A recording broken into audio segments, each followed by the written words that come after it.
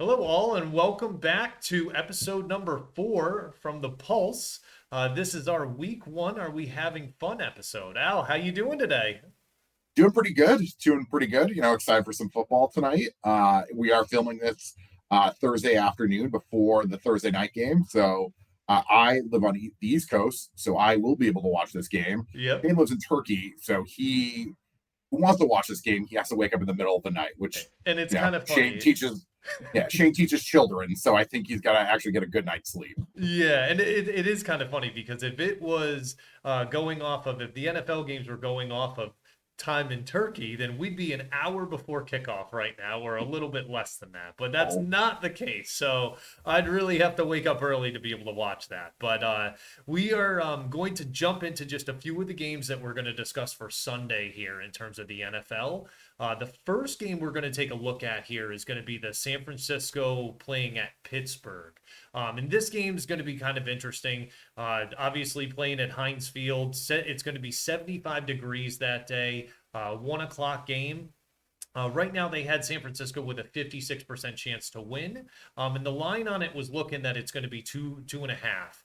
The over under being 41. So, who are you thinking you might have on that, Al, for that game? well, I think the first thing we have to talk about, and we have 170 million reasons to talk about it, is Yep. Nick Bosa. Oh Boy, my. we spoke that into existence. Did How we about that?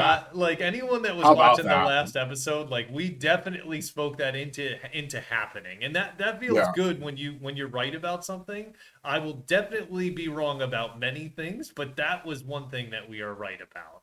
Oh, And yeah. it's I'm typically wrong on things. So, hey, I'll take the win. I'll take the dub. It feels good. And you're right. He does have 170 million reasons to be very happy. You know, he's going to be the highest paid defensive player in the NFL, coming in just over Aaron Donald at 34 million. So big congratulations to him. But let's talk just for a second. Like, what does this mean for this team? That's huge. Because the 49ers defensively, they were already really good without Nick Bosa, but Nick Bosa is the reason that defense goes. Yeah. He is just a menace when it comes to hitting the quarterback. Yeah.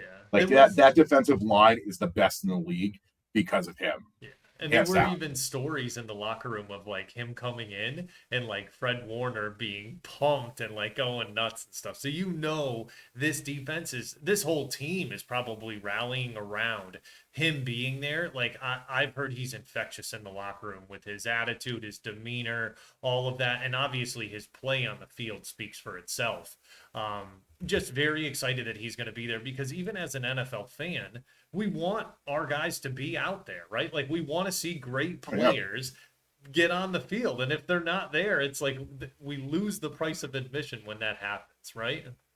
And I think the reason I like we both were looking forward to this matchup too is it's Bosa versus Watt. Yeah. Like, Yep. you know what I mean? Like it's you can't beat that. And now from what I've read too, Nick Bosa has been like working out all off season. So like it's not I don't think he's gonna lose that much off of like missing training camp.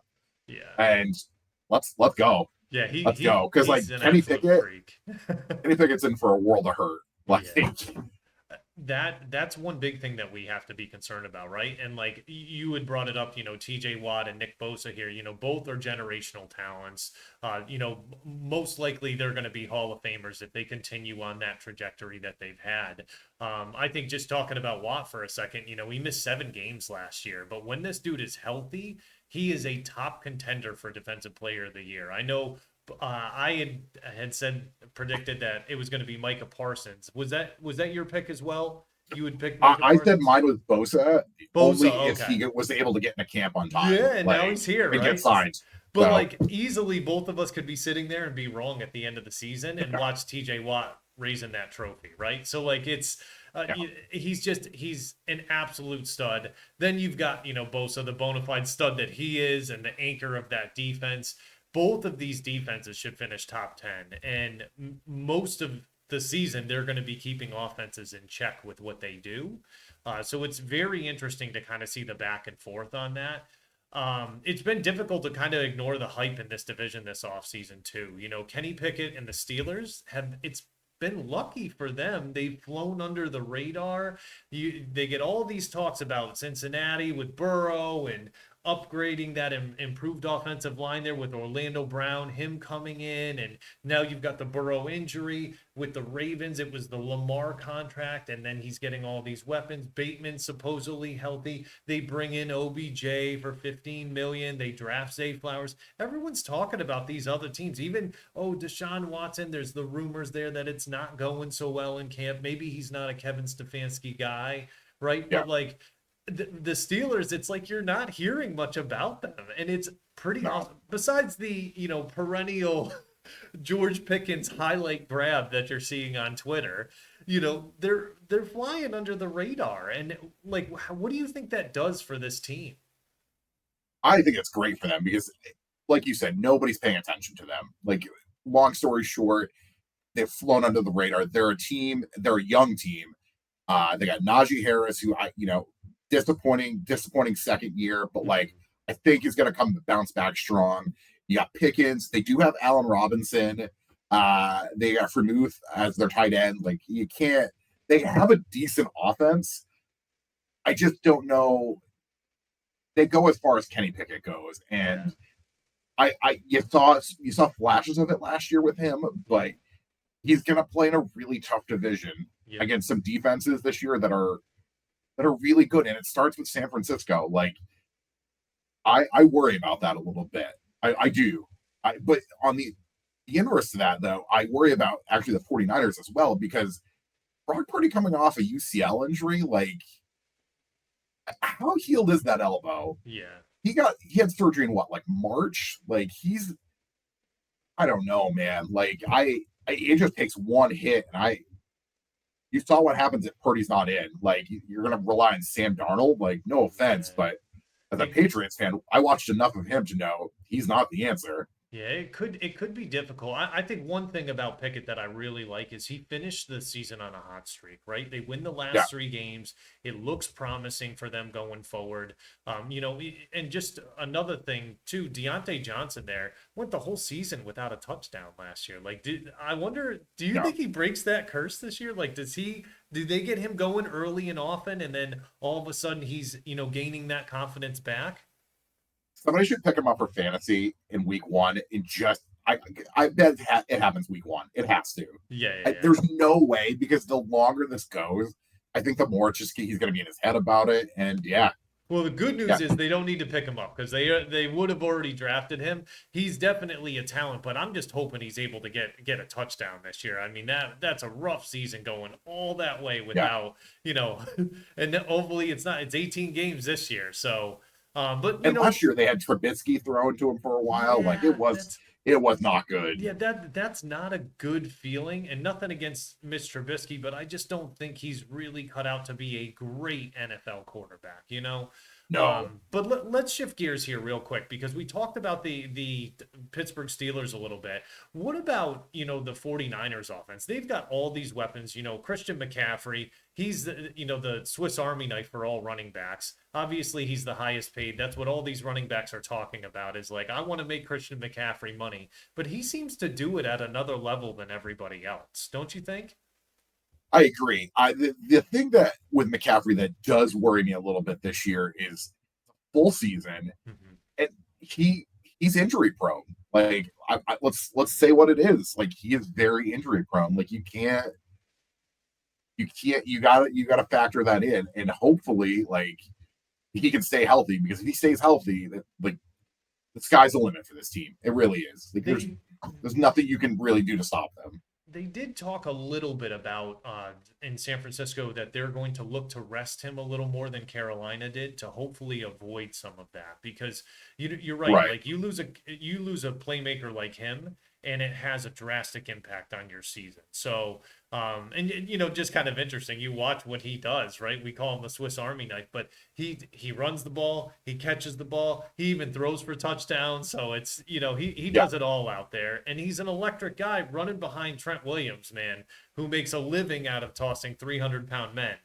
I mean that Trent Williams is an absolute stud. So Right. it's kind of awesome. But they've got some other playmakers on that offense. It's not just relegated just to Christian McCaffrey. You've got Debo Samuel, George Kittle, Brandon Ayuk has come into his own too. Yeah. And last year quietly had a nice 1,000-yard season for the first time, 8 touchdowns Yeah. last year. So I think big things. There are big expectations out of Ayuk this year.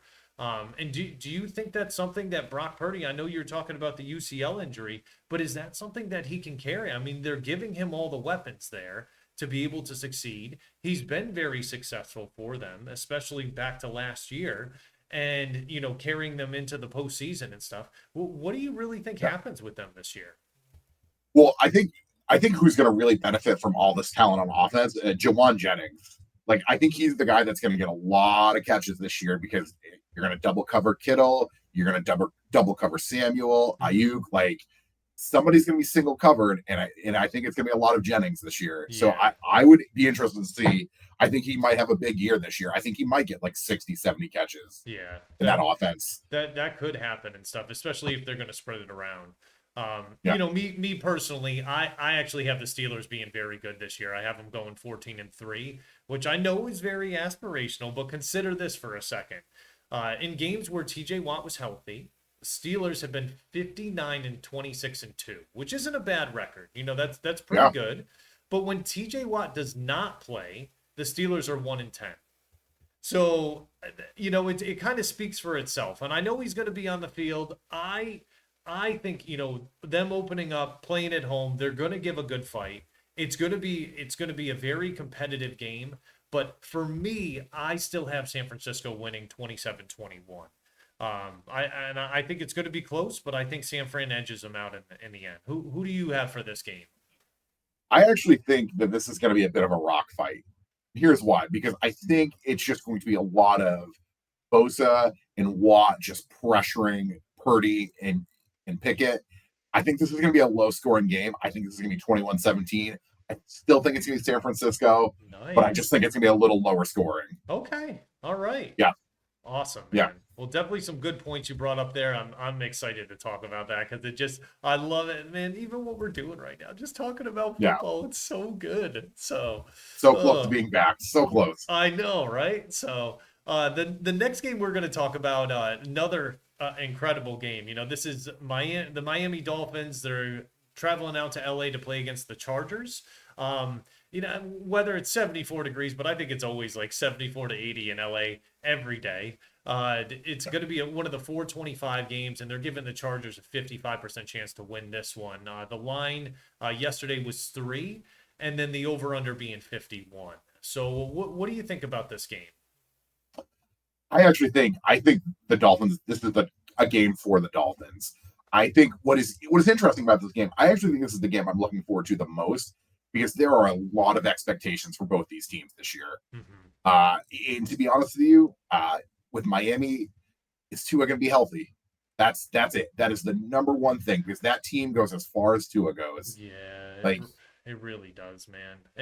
It's kind of funny. Like I predict it's going to be very high scoring in this game, me especially too. for week one. And I joked around as I was putting notes together for this before. Like, you sure this isn't the 4th of July? Like, there's going to be fireworks going off between these two Absolutely. teams, and I think it's going to be very similar to how Miami played Baltimore last year with that very high scoring game. And Tua, like, if he stays healthy, he can get it done, right? Yeah. So, I look at both sides. You've got Tua and company and stuff going out there. You've got Herbert, and they're loaded this year. I know we talked a little bit about, the playmakers they have, but with Hill and Waddle in Miami, and then you've got Herbert, Eckler, Allen, and Williams, and they just added Quentin Johnston in the draft. I mean, who's Yeah. definitely a field stretcher. I'm not going to say he's a Tyreek Hill or a Jalen Waddle, but we haven't really seen him at the NFL level yet. So, we're going to get a good chance to get a good sneak peek as to what this Chargers team can do, and really also see like how well have they taken care of Tua in the offseason, and how healthy can he be throughout this season. Yeah. I mentioned this in a previous episode. We talk about that Tua did judo in the offseason to learn how to fall, and that's all well and good when you can see the hit coming. Yeah, It's when he the hits that he suffered concussions on last year were blindside hits. Like, yeah, when you don't know that hit's coming, And when Do it's you coming really know how to from, fall? yeah, when it's coming from Joey Bosa, another Bosa, Yeah, right? And Khalil Mack and Derwin James and yeah, Asante Samuel Jr., like these guys, like they know how to hit. It's not yeah, they're not bringing you down easy, and they're not pulling up before they hit the quarterback. They're not to say they're dirty by any means, but they hit hard. They play football in a rough and violent way, and that's the way it's yeah. meant to be played, right? Got to lay the hit. I'll be Mhm. I'll be honest with you. If any of them hit me in real life, my bones would instantly shatter, all of Yep. them, and I would die. That's it. Right Internal into injuries dust. right then and there. Yeah, Yep. yeah. Listen, we'd throw a party for you, man. But I appreciate that. unless Appreciate I that. got hit too, so Yeah, it's yeah. We somehow got both hit at the same time. Like that, we have that coming. Then. yeah. So now we talk about Tua's health, and I think it's also important. Like in years past, maybe it wouldn't have been as pertinent, but we definitely have to bring it up now when we talk about the Chargers because Justin Herbert, went through his own injuries last year with, got hit in the ribs in week 2, and that hampered him for a few weeks and stuff. But a lot of people look at the injuries that impacted the Chargers, and they talk about Keenan Allen and Mike Williams and how those had big impacts on them. But the one I don't hear them talk about, and we had mentioned this in a previous episode, was Rashawn Slater. Like this guy is a perennial left tackle for them. He ends up Yeah, getting injured in week 3, tears his bicep, misses 15 games, including the playoffs. Like this guy's a top 5 tackle in the league. And it's a bonus for him to be back because he's protecting Herbert's blind side you know, yeah, even we look at, I watch on ESPN Lewis Riddick talk about this guy when he was coming out and when he was drafted, talking about how good and how effective he is with his hands and his feet. He was quoted as saying he has feet like a typewriter, which I thought was, interesting because he's that good at being able to move from left to right and be able to, slide for those protections and keep those guys in front of him. So I think it's going to be really good to have him back. I think Justin Herbert's going to be happy. I think he's going to get more time in the pocket, and I don't think he has to be as nervous about getting hit constantly. yeah. I said this before. The one thing that worries me with the Chargers is their coaching. Yeah. I know that they have Kellen Moore as an offensive coordinator, and I know that. I mean, look at the success that Dak had in the regular season with that. Brandon Staley is not a good head coach. I'm not saying I could do better because I would crumble in about 4 seconds trying to make all those decisions. But like I honestly thought he was gonna get fired after that Jags game last year. Like you're up Yeah. 27, you're up what 27-0 on the Jags. Like, come on, Yeah. just run out the clock. Like, Right. you know what I mean? Just have a basic offense, and they couldn't do that. And yeah, It's so funny you say that too. I was just listening to that on First Take from Stephen A, where he's saying like they should have handed him his papers in the locker room and made him fly home commercial. Like, yeah, it's funny to hear that, but like you lose a game, a playoff game at home, 27 nothing. Like you're up 27 nothing and you lose that game. What? yeah. Like how is that even possible? So And it's no offense to the Jaguars, but like they weren't setting the world on. They were a decent team last year, but they're not that was capable of last putting a year. big point. But Yeah, this year might be different. it could be a Yeah, Patriot story all over again, man. And you give someone confidence like that and you see what they can do with it. So um I but do think with Staley, I yeah, think that if they don't make the playoffs this year, he's done. I He has definitely to be. agree. I definitely He agree. has to be. They had a lot of talent on that team. And I agree wholeheartedly that if Staley was fired, it would have been Sean Payton that would have taken that job. But they didn't want to pay him that. So Yeah, it's, but for this game, I've got Miami winning 38-35. I think they're going to be able to crush it. I think they'll do very well in this game. It's going to be high scoring, high flying. I think we're going to see a lot of incredible plays. And I think LA holds up, but I just think at the end, Miami ends up sneaking it out. I have Miami as well. I think it's gonna be 41-38, and I think it's honestly gonna come down to a field goal at the gun. I Yeah. really do. Like Awesome. these teams are just gonna put up points on each other back and forth. Yeah. You can't, yeah, and like I said, it's gonna come down to the last play. We'll be able to judge it Yeah, after the week, see if Staley ends up making a boneheaded call or something like that. But I really hope that it's nothing like that. I hope the refs aren't involved. I hope it's just an awesome game where they score tons of points and Let's see. Maybe Miami can steal one week one here. So, um, I think probably one of the more interesting games that I saw on the slot on the docket when you look at week one is, the rivalry game between Dallas and the Giants for Sunday Night Football. I know it's taking place in New York, and it is still very hot and humid on the East Coast. So it's going to be 80 degrees Fahrenheit in New York at 8:20 on Sunday night. It says right now that the Cowboys had a 55% chance of winning. The line was 3.5 and over under 46 and a half. So I think, honestly, the biggest storyline for me, and I know you and I have talked about this a lot, but Mike McCarthy. I mean, let me just ask you a few questions on this guy. Like, first of all, like, what are your thoughts on him as a coach, his philosophy, like, the way he kind of conducts the team? Well, it's funny. I think this just got announced either yesterday or today, but Mike McCarthy revealed the team's motto for the season, and it's Carpe Omnia, which is seize everything. And McCarthy's on the hot seat. He Yes, he is. is. There's no doubt about it. Like the last 2 years in the playoffs have been in some embarrassing losses with the way plays were ran at the end. Ezekiel Elliott last year, like what were they doing on that last play? Yeah. Like There's been if some. McCarthy is a coach, I don't love him. I Yeah, don't. it's hard to like him, right? With that. Yeah, And I think, the big news this year is that he's going to be calling the plays with Kellen Moore's departure. Um, which I don't love. yeah, Mm-mm, my question is, does mm-mm. he have the same amount of rope that Dak does, or at the end does Jerry Jones just decide, hey, we're getting rid of both of them, we're moving on? I don't think he's going to get rid of Dak. I do think though that if they get bounced in the first round again, or they don't make the playoffs, I think McCarthy's done. Yeah. I honestly thought they were going to get rid of him after last season. It's the same thing with Staley. I was shocked that they didn't because I would have assumed that if they got rid of McCarthy, Peyton would have just shown up to Dallas. Right. Like They've I got wanted good Sean Payton to be defense. in. I wanted Sean Payton to be the coach of any other team except Denver. Right. uh, Yeah, that's it's a tough thing there too. I as well thought Mike McCarthy was going to be done last year. It's been a few years of him kind of making some just strange calls. Them not being able to hike the ball in time. Like you're right. The last play last year with Zeke, it's just like some of these just don't make sense, right? Like it's just not a good look. Also, not having an offensive coordinator, I watched this last year for 18 weeks with the Patriots and not having an offensive coordinator, and it was maddening. Yeah. It was absolutely maddening to watch. I think that's going to really come and haunt them at certain points. Right. Like you need an offensive coordinator for a reason.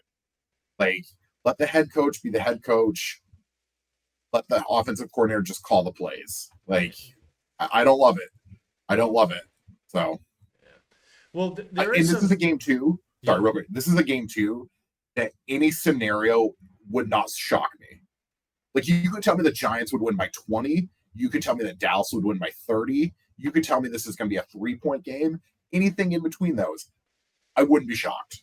Like Right. this is going to be such a weird game that yeah, Yeah, yeah, yeah, I think so as well. Like it could be kind of all over the map in terms of what's going to happen. One interesting story I think though when you think about the Cowboys is Tony Pollard taking over as the running back, right? And like Zeke's gone now, so there's no confusion with that. Tony Pollard's the guy and stuff. My biggest concern with him was breaking his leg last year and then like coming back. Now they say he's fully healed, everything like that. But is this a guy you really think can take over a full workload of a full season? no. I He was always a great change of pace back with Zeke. I I I don't love it. I know Ronald Jones is suspended. I get that, but there Pollard as a running back, he was always good in fantasy as a like he'll score a touchdown for you. He will, and he'll get you some points, but he's just not a guy you rely on. He's Yeah. not. But Okay. the problem is though, at running back, they're really thin. Like after that, the depth chart reads of guys that like I had to look up because I didn't know who they were. Like their second string running back's a guy named Rico Dowdle. Yeah, yeah, I remember hearing that. Yeah. It was like, okay, so like really like it's going to be tough, you know, or they've got Deuce Vaughn there too, who's a great Yep. story, don't get me wrong, but like he's not a guy that you think is going to tote the rock 25 times a game or even 15 times a game and can change pace with Pollard. They're kind of the same type of running back. I think Pollard's much better than him, but they're basically the same when you look at that. So now, other parts of the offense that we're looking at as well, they bring in Brandon Cooks. I believe they traded for him in the offseason, which I think he's going to be a great addition there. Playing aside CD Lamb, and then you've got Michael Gallup as well. I think he'll do well. They brought in Jake Ferguson when they drafted him. Also on the opposite side, they bring in Stephon Gilmore. He comes in to be able to play and stuff. And I know from us talking back and forth and stuff, I'm very excited to be able to watch what Micah Parsons can do. Trayvon Diggs. I mean, they are just electric to watch. I cannot wait to start a football season and be able to watch them play. They are just electric every time they step on the field. What do you think this defense has to do in order to be able to make the Cowboys competitive this year? Honestly, this is one of the better defenses in the league that Dallas has. They have all the tools. This defense can carry them, and I think they're going to have to, because I think Mike McCarthy is going to do some things. He's not going to put the offense in the best position to succeed. So I really think that the defense is going to really have to carry them this year. And I think Parsons is a guy that you have to be aware of at all times on where he's lining up, because he can line up at linebacker. He can line up on the line. He can do it all. And that's he terrifying. Should be kicking extra points too. I mean, this guy can do everything. Let him throw the ball, whatever he wants to do. If he says he can do it, just give him a chance to do it. Yeah. Just let him do it. Let him do it all. You said you brought up an interesting point there, and just saying that, the defense would have to do this to kind of carry them. I don't think there's a better year that Dallas has had where the NFC has been as weak as it is for them to be able to make a playoff push and possibly get there. I'm looking, none of the teams from the NFC South that I look at am I that worried about, and one of them's going to make the playoffs. I'm pretty sure the Saints get in with a sub 500 record. I look, okay, so San Francisco's going to be a good team. They're going to be competitive. Seattle might be there, but probably not at the level San Francisco is. Philly is going to be there. The Giants are going to be tough, but there's not really anybody else there. Okay, so maybe Detroit's good, but do you really think they're going to be better than the Cowboys? In my mind, the Cowboys look to come in at the third best team in the NFC. This should be their window, right? It should. I first of all, I think the Lions will make the playoffs, but I just don't trust the Lions, because the Lions have been the Lions for as long as we can remember. Mm-hmm. So I don't trust them to do anything right. Yeah. But that being said, with Dallas, it's all set up for them really well. Yeah. Like you said, the teams they really have to worry about are Dallas and Philadelphia, and the Giants to some extent. Yeah. And with the Giants too, we'll talk about it. I don't love the Giants wide receiver core. It's not good. It is not good. I think you're hard pressed to find someone that does. I just talked about that in my Guys episode with Darren Waller. I mean, he as soon as that ink dried on that paper, he was their best receiver, hands down. And I know he plays tight end, but I mean, best catcher of the football. There's no one else on that team that I look at that I'm like, okay, if I'm Dallas, I'm not worried about them. Stephon Gilmore could be 40 years old, and I'm putting him up against those guys. I'm just not. There's no one that scares me there. With the Giants, they will always be well coached, and that's going to buy them a couple wins that they shouldn't win this year. Absolutely. They probably have the second best coach in that division after Sirianni. And you could make a case for me that Daboll is the best coach in that division. And you could make that case, and I wouldn't argue it. It is kind of interesting that you bring up Daboll and stuff. And I look at that team. They really haven't. The one thing I really like about Daboll is he doesn't. There haven't been a lot of storylines about the team this year, right? So you've got the Saquon Barkley holdout, but that kind of got swept under the rug when all of these other running backs start talking about that. There's not a ton of glam going on when you're talking about the Giants. Most of the stories you hear of New York are coming from the Jets and Aaron Rodgers. So it's kind of like the Giants. Do you think people are sleeping on them this year? I don't think there's any pressure on them. And here's why, because I think a lot of people thought what Daniel Jones did last year was a fluke. Yeah, And I as somebody agree. that has him as their fantasy QB, like I'm really hoping that's not the case. But Yeah, I mean, he got paid. He got paid in a way that I was not prepared for. right, He's getting what, over 40 million a year? Like that's crazy. right. Hey, you know, Like good on him though. Good on him for getting the bag. and he's got to put up this year, right? Like I Yeah, think one of the big things that happened in the past was, he was throwing the ball a lot and making some mistakes, throwing picks, incompletions all over the place, this and that. Dayball comes in and says, "Listen, we're gonna work to your strengths. We're gonna have you do what you do well, which is run the ball well." Right? He's a good yeah, scrambler and stuff. And they took some of that throwing volume out of him. They rode Saquon hard because when you have a back like him, you can tote the ball 25 to 30 times a game and keep games close, and they play fairly good on defense. yeah. So it is good. What are your expectations for them this year? How do you think they finish? Because this is arguably the toughest division in football. Yeah. I I think that they're going to be right there. I think with the NFC East, it's going to be a bloodbath of a division. Like, I mean, minus the Commanders, which I'm not. Nobody really takes them seriously. Like, that's the one like winnable game that they have. Mm-hmm. I think when it's all said and done with the Giants, I think that they finish 10-7. Yeah. I do, because I think that like Saquon's mad because he didn't get paid, and I think he's going to take that out on the league. Yep. And I think with Dayball, like I said, he is one of the better coaches in the league already, and that's worth a couple wins by itself. It Yeah. really is. I feel like it's got to be mentioned just because we've been talking about Dayball, but we didn't bring up the point that like this is the guy that used to coach Gronk in New England and stuff. This dude knows how to implement tight ends into an offense and how to be able to run them effectively and get the ball in their hands, especially in a supreme athlete like Darren Waller. Like you hear the Yeah, reviews about him. When this guy's on the field, they say this is the best athlete on the field when he's out there.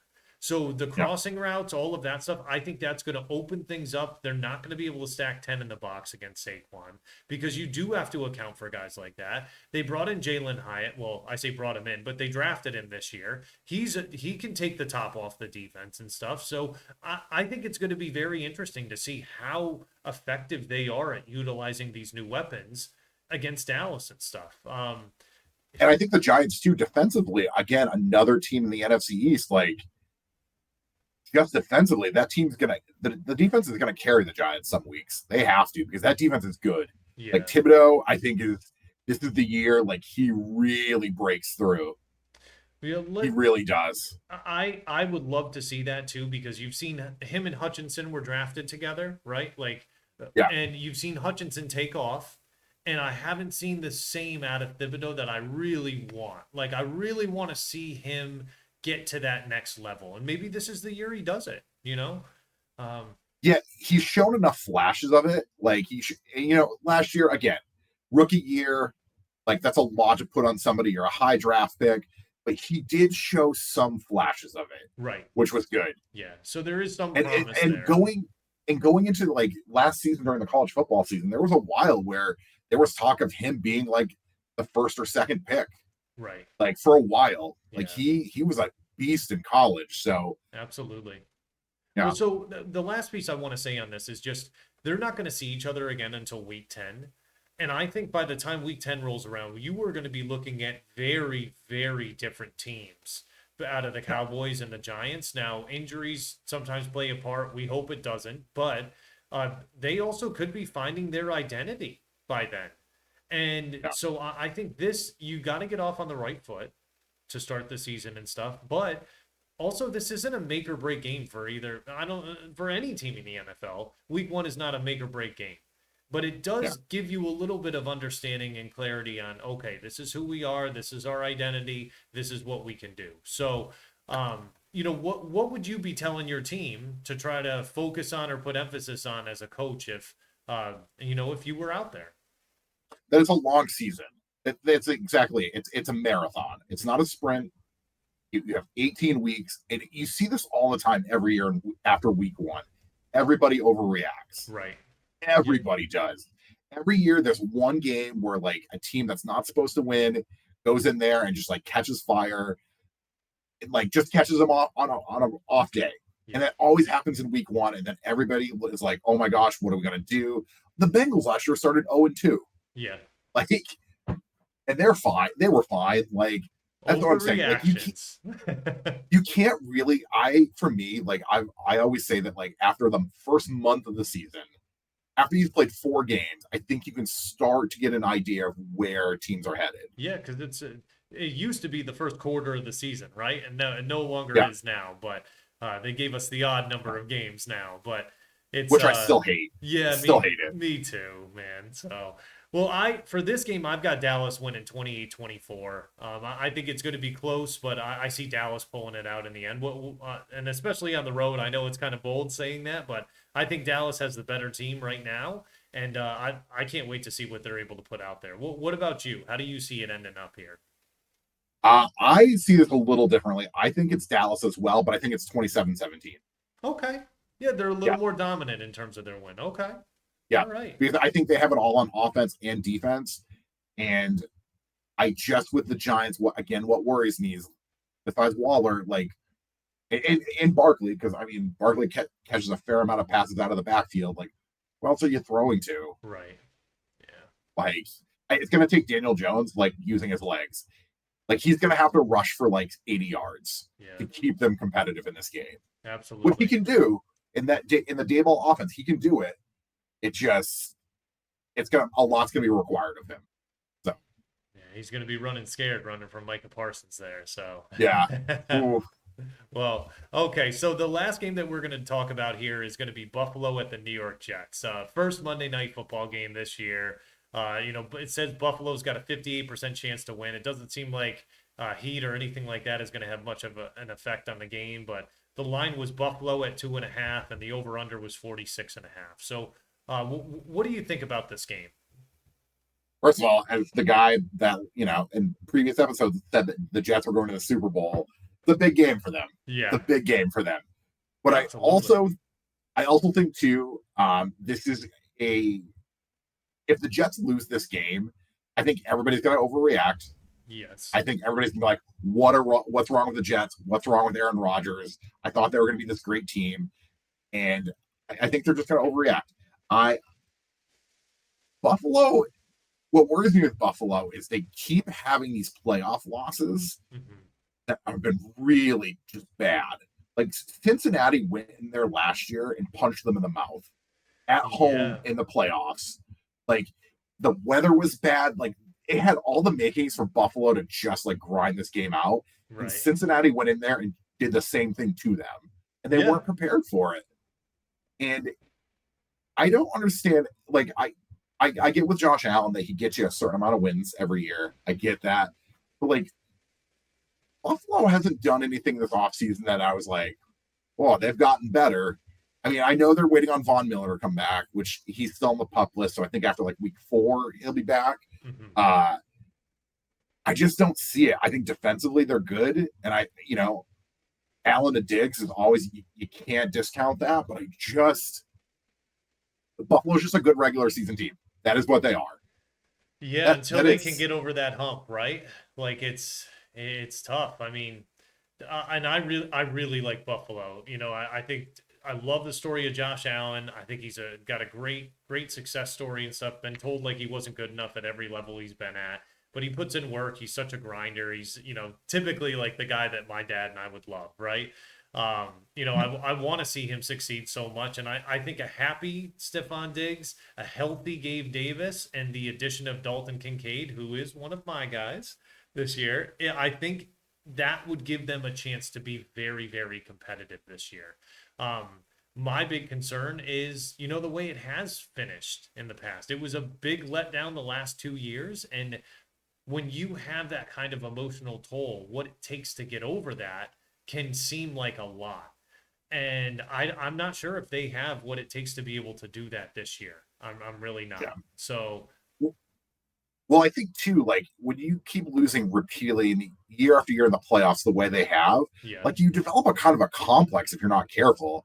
And then what starts happening is the moment a game starts getting tight, guys start getting tight. And they're like, oh no, here we go again. And that's, you know what I mean? It's a mindset at that point, It's and like that's you're what playing, costs them. yeah, like you're playing You're playing scared scared. instead. Yeah, Yeah, and that's a yeah, really difficult thing. So, I know we had mentioned it before, but Damar Hamlin coming back, that's obviously going to be very emotional and stuff. But yeah. him being able to play like just an incredibly moving story, not only for the organization, the team, fans, everybody, the NFL. Like it's a great story that he's back, and we just hope that he's going to be not only comeback player of the year, but like going to have a very successful season. Yeah, me too. I'm nervous for him. I mean, all the doctors have cleared him. He's good to go. He was in camp. He looked good. But like, I just like once that happens once, I'm so terrified. Like, what if it happens again? Right. But I'm with you. There's no way that he doesn't win comeback player of the year. And if somebody doesn't vote for him, like, what are we doing? Yeah, Like, we're what? gonna Like, you and I will go and fight people if that yeah. happens. So Well, it's gonna it's be you. I can't fight yeah, anybody. yeah, I look yeah. intimidating, but the moment I open my mouth, people are like, "Nah, we take this guy." Yeah, I think they Nah. look at me, they know that I can't fight. So it's I think we'll hire somebody else to do it then. So Yeah. We well, can get your dad. Your yeah, dad. yeah, yeah. Ray might be able to throw down still. Yeah, Oh yeah, he could get up for one more, I'm sure. So sure. let's talk about the other side. So we've talked about the Bills and stuff, but the Aaron Rodgers is the big story in the offseason, right? Like I can't you can't turn on ESPN without hearing Mike Greenberg talk about how much he loves the new look Jets and how great they are and how they're going to win the Super Bowl. And listen, I know he's happy, right? Like I'm happy for Yeah. Greeny, but is he really all there is to this team? Like they've got a great defense. Was he really the last missing piece for this team? I mean, the fact that they almost went to the playoffs last year with a combination of Zach Wilson, Mike White. I'm pretty sure Joe Flacco started a game in there as well at some point. Mm-hmm. Like the fact that they had that trio of quarterbacks and were still kind of lingering for the playoffs Right. until the very end, it says a lot. And I said this before, like I don't think that you need an MVP season from Rodgers. I think you just need him to be above average, and I think that team's going to go a long way. The Yeah. thing that does worry me about them, that offensive line is suspect. I am glad you brought It that up. is suspect. Yeah. They're going to be calling you a few weeks into the season and see if you're ready to Oh, put them on. So it really does worry me. man. I know Mekhi Becton hasn't been healthy for an entire season for a long time. They're bringing in 56-year-old Dwayne Brown. I think it's Dwayne Brown that they brought in. Like, dude, some Yeah. of these guys, like, it's Yeah. just like really. I don't know. They were linked to possibly Bakhtiari from Green Bay, but I don't know. Those rumors got shot down. Like I think if you start seeing Aaron Rodgers get hit early, I see this go in a direction that it shouldn't go. But my whole thing is that he doesn't need to throw the ball 500 times anymore. What he needs to do is hand the ball off, work that clock, let the defense win the game. And I Yeah. think if they're able to do that, if they can get enough protection, they don't need immaculate protection, but if they can get enough, I think he could Yeah. really flourish in this offense. Absolutely. Yeah. Absolutely. I think what worries me right now, especially going into week one, Lazard's questionable, Hardman's questionable, Brees Hall's questionable, Dalvin Cook's still trying to play himself into shape. Yeah. I think they're gonna like, as much as like they're opening the season at home on Monday night, the crowd's gonna be nuts. I I don't see them winning this game. And that's okay. Yeah. That's okay because I think what's going to happen media wise, I think everybody's going to overreact and be like, what's wrong with the Jets? Look what we just saw in Hard Knocks. But I think they're going to be fine. I don't think this is the week for them. I Right. don't. Yeah. And not to mention the only other thing that I think really bodes well for the Jets, and they're very, very lucky for, is that Von Miller's on pup. Because if you got to Yeah. face Von Miller against a suspect offensive line, like that man wreaks havoc. He is just a freight train coming for you. So it's that will be very interesting. I have I I think I'm gonna have, and I didn't even write my prediction for this here. Look at how prepared I am now. I'm gonna actually have Buffalo winning this game. I think they're gonna win this game. I would say probably 24-21. I think it would be tight, but I really think that Buffalo's able to go in there and smack them in the mouth, and I think Josh Allen finds a way to get it done. I think this is going to be an incredibly low scoring game because Hmm. I think the Jets defense is going to wreak havoc on Josh Allen. Hmm. The two games they played last year against Allen, like the Jets played them as well as anybody. Yeah. There is a secret to stopping Josh Allen, and the Jets seem to have kind of figured that out. Right. So I think the Bills win, but I think it is a 21-14 game. Wow. Okay. Yeah, Yeah, low scoring yeah, definitely, but that's you know what? Let's see what they can do. Let's see if it really is a yeah. day of defenses there. So, Because I think with that line worries me, but I think that Josh Allen will do a couple things.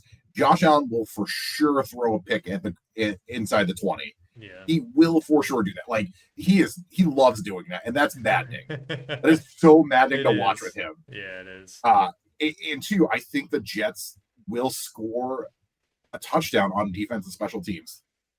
I think that they will. Okay. Man. I think that they will. All I right. am excited though. Last thing, I am excited to see the Sauce Gardner Stephon Diggs matchup. Yeah. Man, that is going to be good. Like, Well, ladies and gentlemen, you heard it here first. He has a prediction for us. He says they're going to score a special teams touchdown or a defensive touchdown. So, yeah, you heard it here first. Remember that. So, all right. Well, listen, we'll move forward. We're gonna wrap up on those games and stuff. We'll do a quick little fantasy football segment just in terms of starting lineups. Went through some of the injuries that we've been dealing with that we have. The first one, Joe Burrow. I know he he actually they say he's healthy and ready to go. So he was a full participant in practice yesterday. So I'm hoping that means that he's going to be ready to go. But what are your thoughts on that? I've said this before. I know they had to keep Burrow out for the preseason. I Mhm. understand it. I get it. I'm a little worried that we haven't yeah, that we didn't see anything from him in the preseason. Like Right, the Jets, even like they played their starters in the last week of the preseason just to get them a couple reps, right. just to get a taste of the game.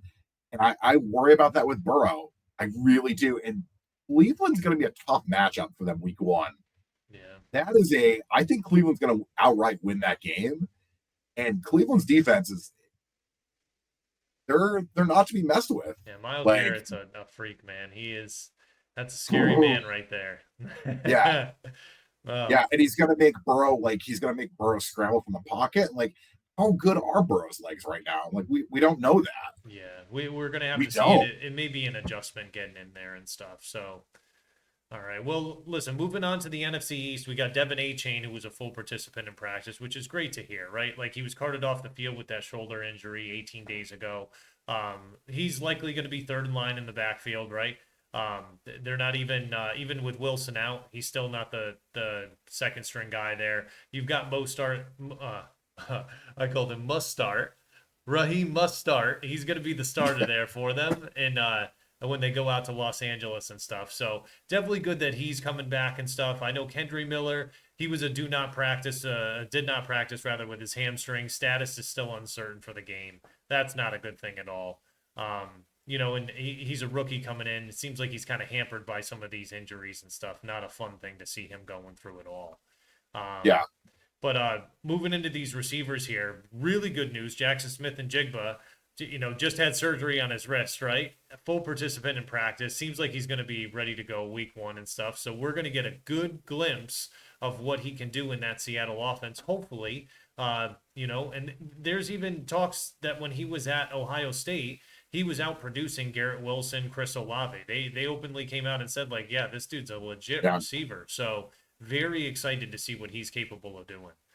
In Um, Seattle too, real quick, they low key nobody's really talking about it. Have one of the better wide receiver cores in the league oh yeah, with him yeah, and Metcalf. Like, yeah. come And on, Lockett like, too. People sleep on yeah, Lockett, especially for fantasy, but that guy has been the most consistent stud the last few years, and he just every year, like people keep, oh yeah, sixth, seventh, eighth round he gets to, and you're just like, man, 8 touchdowns a year, and like the catches that this guy's bringing in, he's great for yeah. production. So anyhow, so moving on here, we got Jalen Waddle. I know that's not a fun name to be saying right now. He is expected to play, even though he was a limited participant in practice. What are your thoughts on Waddle? They really need Waddle to be at least 70 or 80% because offensively, he he gets a lot of attention because everybody's covering Tyreek. Mhm. He gets a lot of his production because everybody's double covering Tyreek.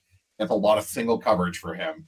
So Right. they really need him to be 70-80% to, because like we said earlier, we both think that this is gonna be a track meet this game, Yeah. and they're gonna need Waddle. They're gonna need Waddle to win that game. Right. Yeah. So moving into the NFC East, Terry McLaurin, he was a limited participant in practice. I think if he plays, he's going to be a smash play against that Cardinals defense. I think anyone that plays against the Cardinals this year is a must play. If he goes and he's battling that turf toe injury, if he goes, he'll be pretty good. But I think you're probably looking at him being like 80, 85%. He's a tough guy. I still see him suiting up and going on Sunday. So. Jerry Judy, he was a limited participant as well. He's around 75% right now, they're saying. There's a good chance he gets held out this week. He's still battling that hamstring injury. And I think the last thing, and we'll get to another guy that had hamstring issues as well. It's a common theme that you don't want to re-aggravate that because if you do, Yeah.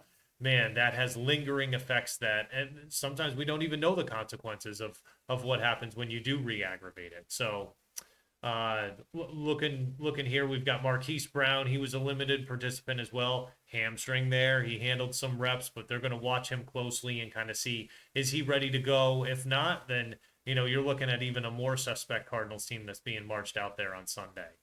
Um, Right. some of the guys that did not practice, Amari Cooper, it might have just been precautionary. They talked about him coming back and stuff, so maybe they're just giving him a little bit of rest. Romeo Yeah. Dobbs was a do not practice, and definitely need to monitor this because not only him, but also Christian Watson, meaning the starting two receivers for the Packers are out with hamstring injuries. That is not a good sign. So, my suggestion if Jaden Reed's on the waiver wire, Luke Musgrave, pick those guys up right now. They are going to be popular starts. Musgrave should not be on the waiver wire anyways because that dude was running 96% of the snaps with the starters and stuff. That guy's a stud. He's an absolute freak. Another one of my guys this season. Great hands and stuff. And I think he's going to be a great safety valve this year for Jordan Love. I think he's going to help him be able to win some games the way he plays.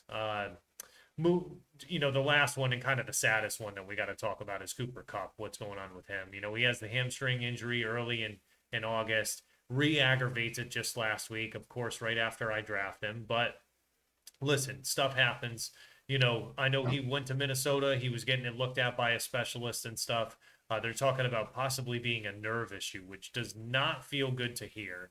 That's kind of scary when you hear that. And we're honestly looking at possibly a pup trip for him now, which Yeah. would take him out 6 weeks, I believe, and that's not what we want to hear at all. So, what are your thoughts on that? And you know, When I hear nerve issues, what I hear is that's I don't think he's going to really play much this season, and I'm more worried that that might be a career ender.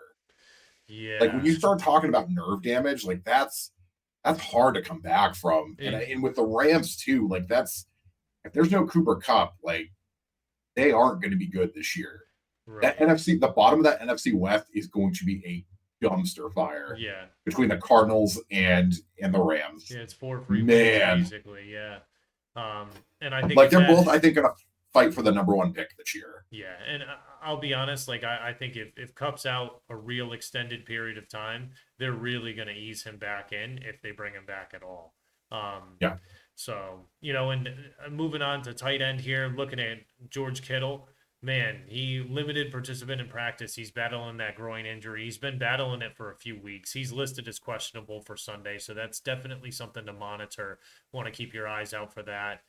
Mark Andrews, the other one, he was a limited participant, and it's kind of interesting the way the Ravens did it.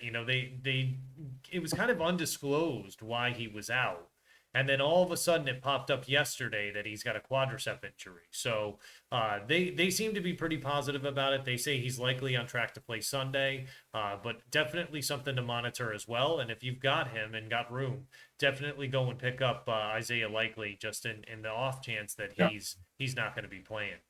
I think Kittle too. I think you're not going to get a lot from him off from a fantasy standpoint. Yeah. But I think in the team standpoint, I think he's just going to spend. You're going to see a lot of him just blocking on Sunday, Right. which He's a, honestly, he's a tough it's guy, fine. man. Yeah. Yeah, He is a that's fine. tough guy. So you're going to have to try much harder to be able to keep him out of the games. Like, I guarantee he's fighting trainers to Yeah, be like, put me in. So yeah, just real quick, baseball, there wasn't much to focus on for baseball this week. We're going to be back in a few weeks with some more content on that, basically when the postseason comes around. yeah, Of course, as soon as we have our first episode, we're talking about the Braves. They dropped the next two games, so I'm like, man, come on, this is what's yeah, happening. But yeah, we'll be back in a few weeks with the postseason for that. So we're gonna make sure you get all the coverage you need for that. And I think unless you got something else, I think that's going to be it for us today. We've covered some great content. We're going to be back again next Wednesday. Do yourself a favor so that you don't miss out on any content. Go ahead, make sure you like the video, smash that subscribe button below, and let us know in the comments if there's something else you want us to cover. If you agree with some of our takes, or even if you have feedback you want to provide. We're both looking to really have a great season, and we're trying to get better every single time we do it. So if there's something you think we should be doing, drop us a line, let us know. For any further questions, go ahead and email us at thepulsewa@gmail.com. You can find me on Twitter at Willie Creeman FF, and find us here on YouTube. But just on a personal note, just want to thank you, Al. I really appreciate you, and yeah. I love being able to do this with you, man. No, this has been a blast. Like a quick little backstory with this is we talk pretty much every weekend on the phone, and we're just recording our phone conversations now. Yep. That's all it is. That's all we're doing. That's absolutely what it is. We're glad you guys Yeah, can be a part of it too. So yeah. definitely a lot of fun. And when we come back, you know what's going to happen? We're going to get to talk about football games that were actually played. We're back, Yes. baby. We are back. Absolutely. Listen, don't have too much fun tonight enjoying that game without me, but love you, bro, and look forward to seeing you guys next Wednesday. All right, man. I love you, and I'll talk to you later. All right. Take care. Cheers. All right. Take care, everyone.